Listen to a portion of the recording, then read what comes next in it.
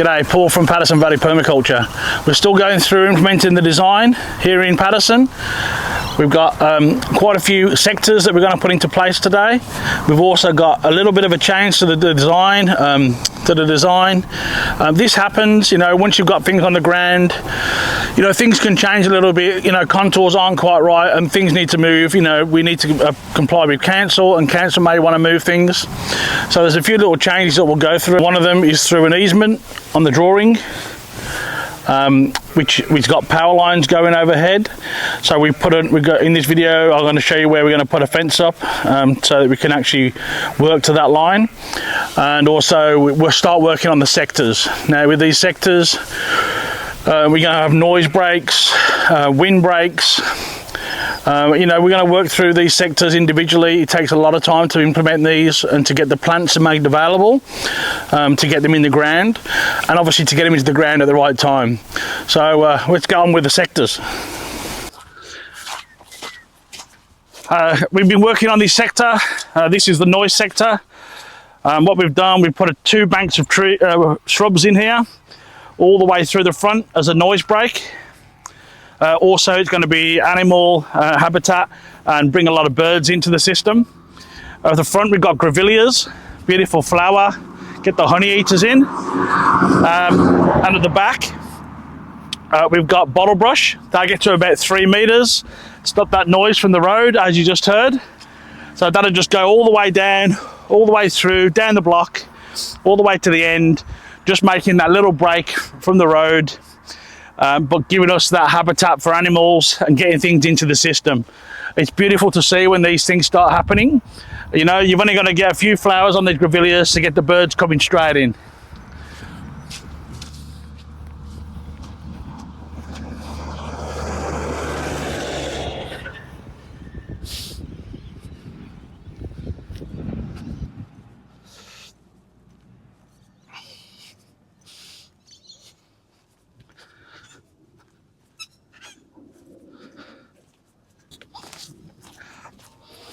And continuing through, what we've done, we've taken this tree down.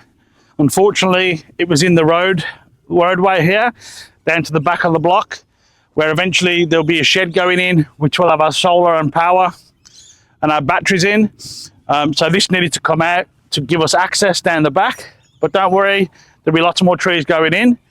And as you can see just behind me, there's also a fence gone in just down there.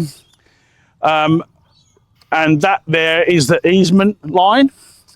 So anything on the far side of that fence, we can't build anything and we can't plant trees, but we are putting a septic area into there.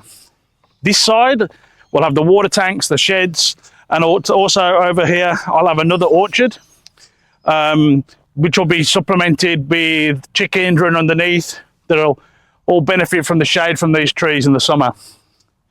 This stump's still got to come out, a little bit of work, and maybe in the distance there you can see as well, that's my solar down there. You may have seen that in a previous video.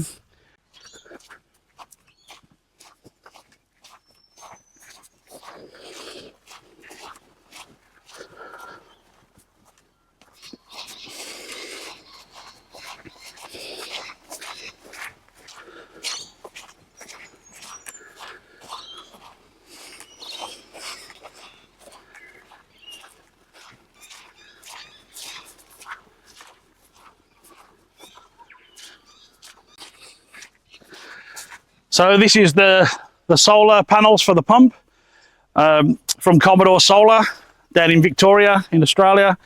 The stand's already been put in. I got an electrician to wire it all up for me, and I put the panels in myself, and then I've run the wire and the cable all the way down to my little dam, which is a tributary which gets overflow from all of the blocks. So that will all come through.